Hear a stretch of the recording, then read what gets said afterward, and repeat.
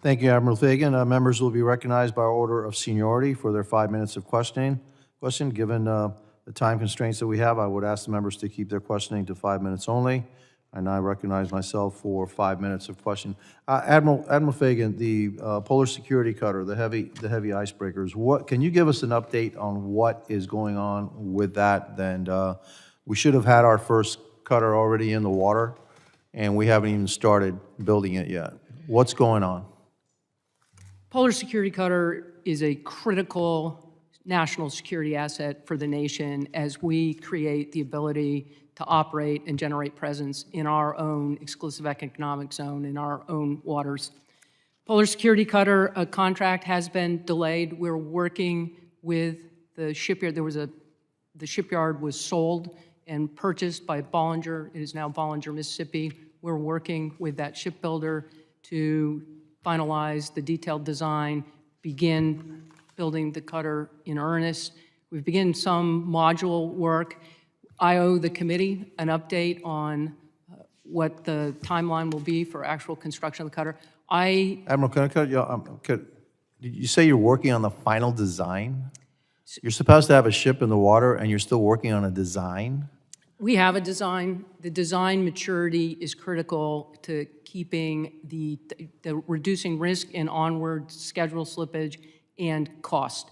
So that work is... How many years have you been designing this icebreaker? We've been working with the yard in earnest for the past several years. The original... What's several years? How many years have you been... It's supposed to be in the water now.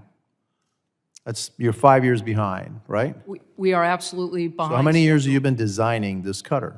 I'll have my staff come back to when we actually started that design work. We're very close to having the design maturity needed to begin to build and create certainty around cost and schedule. With all due respect, Commandant, I've been on this committee 3 years. We've been hearing the same thing, that we're really close to design and finishing design. What is the problem? Why haven't you finished the design? You can't start building it until you have the design. What's the problem?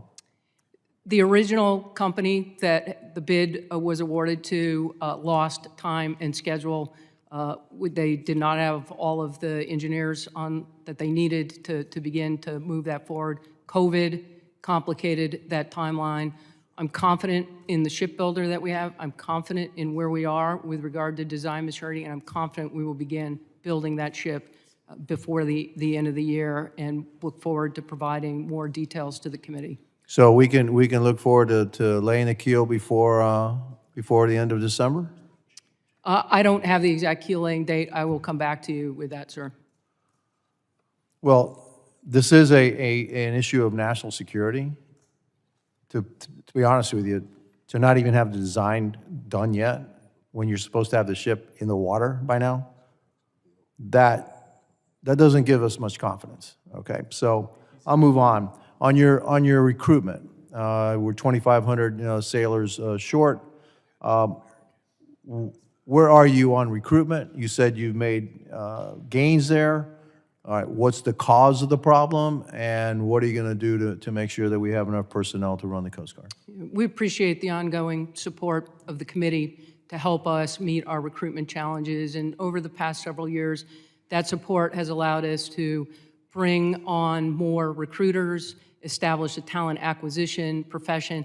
All of those investments are paying dividends. This year, at this point, we have met our reservation numbers. So we are, for the first time in nearly 9 years, on a trajectory to at least stop losing people at a greater rate than we're onboarding them. The talent that is coming to the service is exceptional. I meet the young people at Cape May. They are driven and know why they have joined the Coast Guard. We continue to make investments, going to young people where they are, to ensure they're aware of the opportunity that the Coast Guard presents, and that they understand what our value proposition is. Oh, so you stopped the bleeding, right? You think you stopped the bleeding. And by that, I mean you were losing more people than you're getting into the Coast Guard. So you're stopping the bleeding, but you bled out a lot.